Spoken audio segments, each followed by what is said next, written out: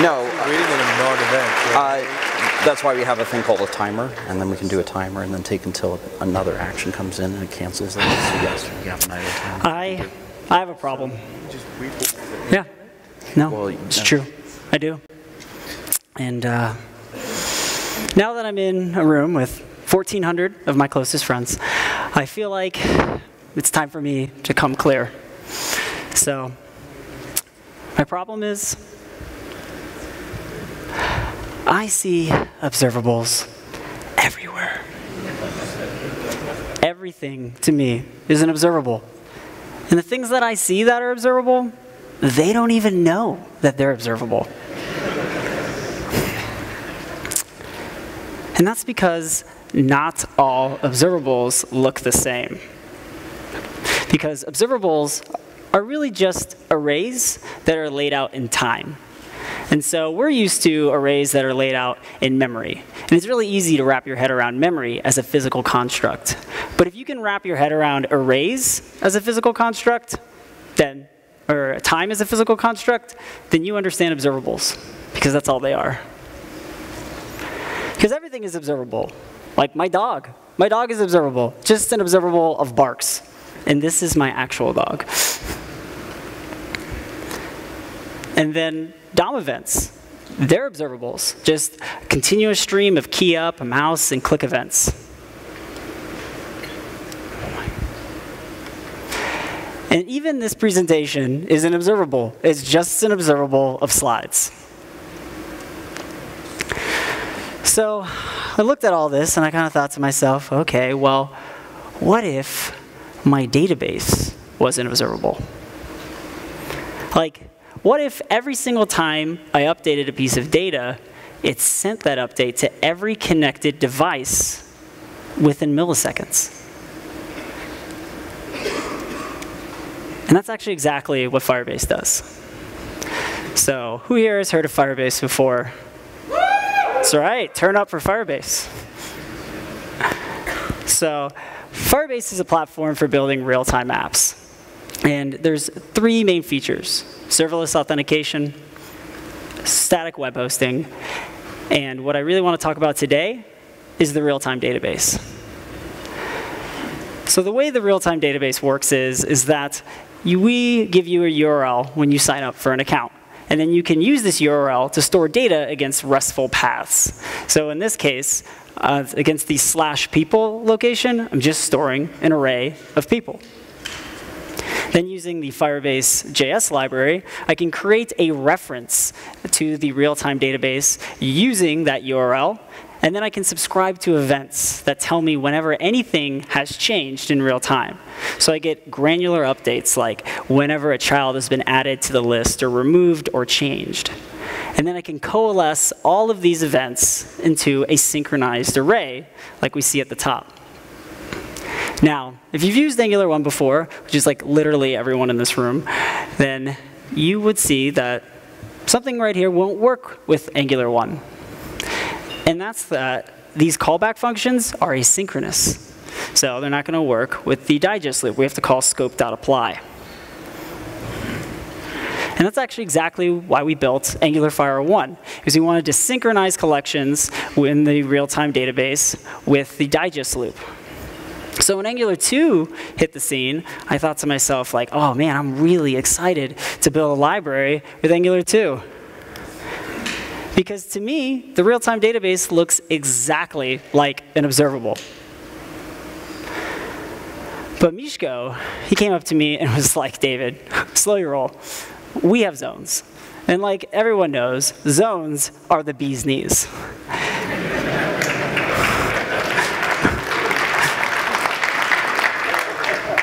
And so he was like, zones, they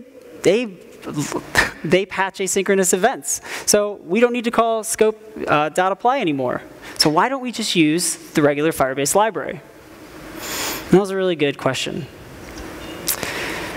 So I looked at him and I said, Papa Mishko, you built Angular 2 to work great with observables. And observables model asynchronous data streams. And the real-time database is an asynchronous data stream. So we need to build a library. So So he responded to me and was like, OK, David, you're right. Again. So Jeff Cross and I set out on building the latest version of AngularFire. And our goal was we wanted to synchronize collections as observables. And this is actually what we came up with. So this is your typical Angular 2 component. And all we're doing here is we're importing the AngularFire service from the AngularFire module. And then we can then inject that into the constructor of our component. And from there, we can call this list method that creates a synchronized array as an observable. And if this looks crazy to you, binding it in your template is really easy. So we can create an ordered list with some list items, and then do ng-for, and we can actually iterate over this as if it were an array in memory. But because it's not, we pipe to async, because it's an array that lives over time. And then every single time that my real-time database updates, this template updates automatically as well. And so what this really does is that it simplifies building real-time apps with Angular 2. So today, I'm super excited to announce that AngularFire 2 is actually available in beta.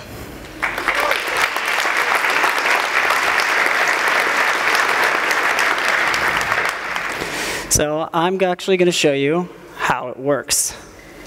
So right here is just a chat. I'm going to build a chat app. So to the right, you can't really see anything because there isn't anything. So we're going to go and we're going to build an app I call FlexChat. And it's just chat in one big old flex box. It's pretty simple.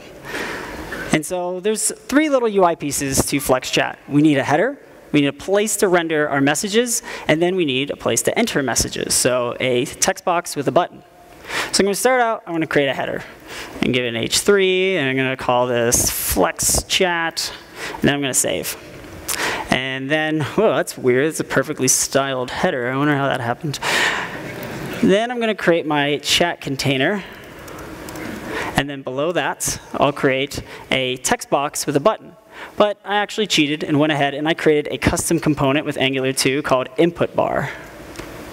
And InputBar does that for me. So right here, I can just type something in, if I hit send, it'll clear it. So now, what I want to do is I want to render my list of messages. And I can do that by using another custom component I made called FlexChat Message. And inside FlexChat Message, I want to render an array of messages. So to do that, I'm going to use ng-for, and I'll say let message of messages. And then that will iterate and render each item at a time. But this is a custom component, so I actually can bind to a property. So this custom component has a property of message. And what's great about this is I can pass in the message from the ng-for into the component. So when I save, nothing's going to happen because we don't have any messages. So we're going to go to the actual component itself. And there's some red lines. It's just, VS Code is tripping right now. Don't worry, everything's safe. And what we're going to do is we're going to create an array of messages.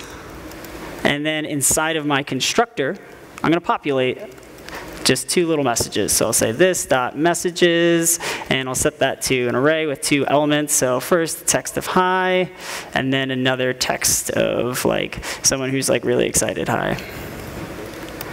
So now I'll save. And we have an error because I called it message. And now I'll resave. And then we have 2 little chat messages. But I also want to be able to add messages. So go down into here and say, OK, let's add and send. So to do that, I'm going to go back into my component. And I have an input bar that actually raises a custom event that I call sent. So whenever something is sent, we want to call a method. And we're going to call add message. And we're going to pass through the $event. So now that we have that, we're going to go back into the component and create our add message, which will return us the text.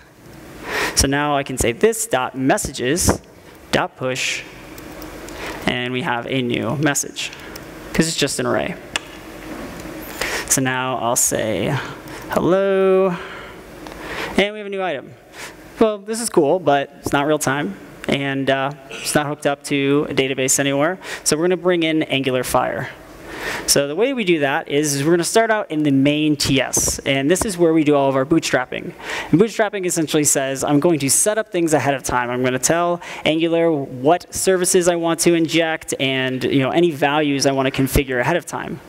So what we want to configure is we want to import from the AngularFire R2 module.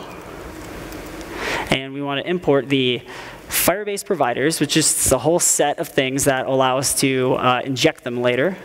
And then we're going to also import this default Firebase function. And what we can do is we can use these inside Bootstrap. So we can let Angular know that we have some providers. And then we're also going to let it know that we're going to use this default Firebase function that sets up our URL to our real-time database. So mine is called flexchat.firebase.io.com.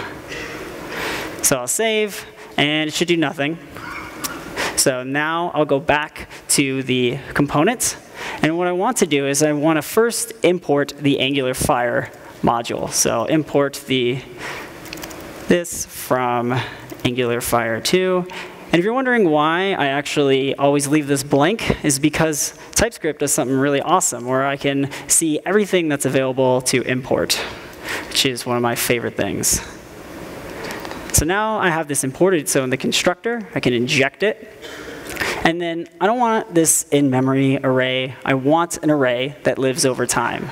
So to do that, I'll say af.database.list, and then I can say the list located at messages. Now, TypeScript doesn't like this. It's going to give me this error. And it says, type Firebase list observable of any array is not assignable to type of any array. And I'm like, OK, I don't know what that means. But actually, what it really means is that this array of messages is an array that lives in memory. And we don't want an array that lives in memory. We want an array that is laid out in time. Then that is an observable. So we have a special observable called a Firebase list observable.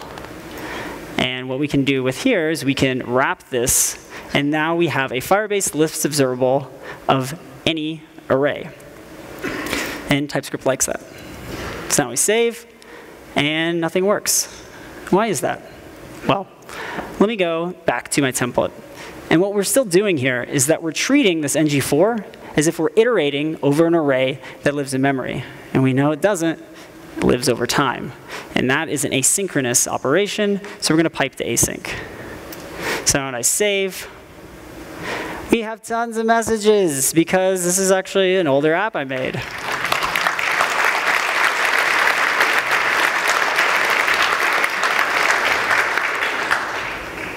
And so at this point, we have all these crazy messages. And what I'd really want to be able to do is actually go and be able to add messages. So let me go back to my component.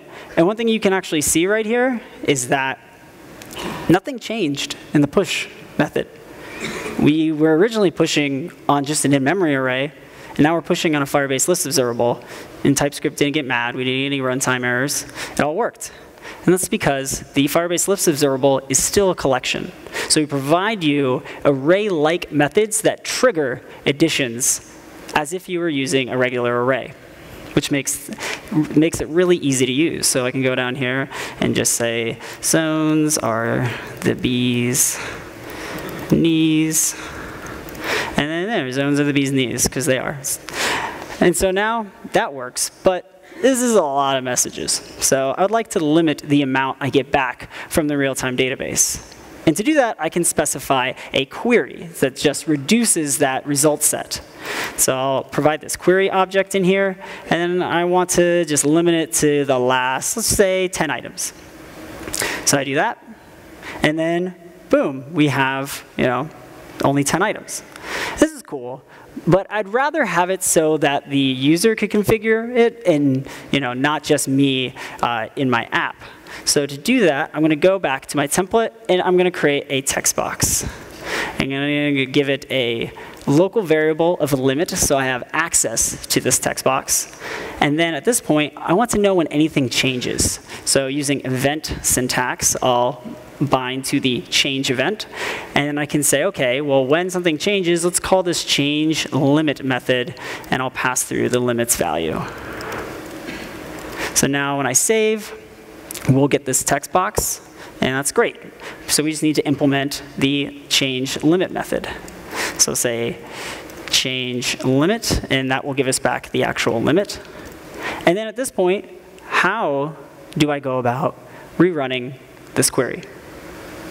Well, when we first made AngularFire R2, we thought it's really cool that we're returning back lists as observables.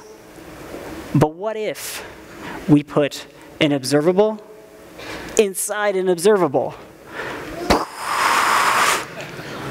And that's actually exactly what you can do with queries. So rather than put a value of 10 in here, I can put in an observable. And whenever that observable emits a new value, the query automatically runs. So to show you that, I'm just going to import from RxJS. So I'm going to import from RxJS/subject. And a subject is a way for us to create our own observable. So I'll say subject, and then that needs to be a property. So I'll call it the limit subject. And that is a new subject, and we want it to be a number. And then now, rather than limit to last 10, I can say this dot limit subject. And then inside of here, in change limit, what we're really doing is we're binding to the change event. So we're turning our DOM events into an observable. Like everything is an observable. So at this point, I can say this dot limit subject dot next, so saying emit a new event. And then right here, I'm just going to parse int, because I want to make sure it's a number, limit 10. Save, and let's refresh. And we don't see anything. That's because observables are lazy. And what that means is that we don't have a value yet for this observable inside the observable. So it's not going to fire anything. So let's give it a value. I'm going to give it a value of 1 and hit enter. And I get 1 back. Let's give it a value of 10. I get 10 back. Now let me give it a value of 100. And I get 100 messages back. And all this works by just hooking up observables. And the awesome thing about this is that in really less than 40 lines of code, we created a real-time chat application that does dynamic querying.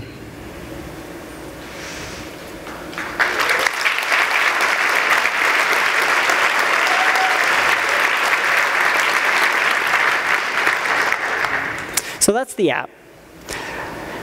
It's time for some thank yous. So I want to thank Jeff Cross, because Jeff Cross was actually really the pioneer of the AngularFire R2 project. He set up all the boilerplate stuff. He wrote the foundation of it all, and it really wouldn't be possible without Jeff Cross. So if you see him, do what I did and hand him a rose, because he deserves it.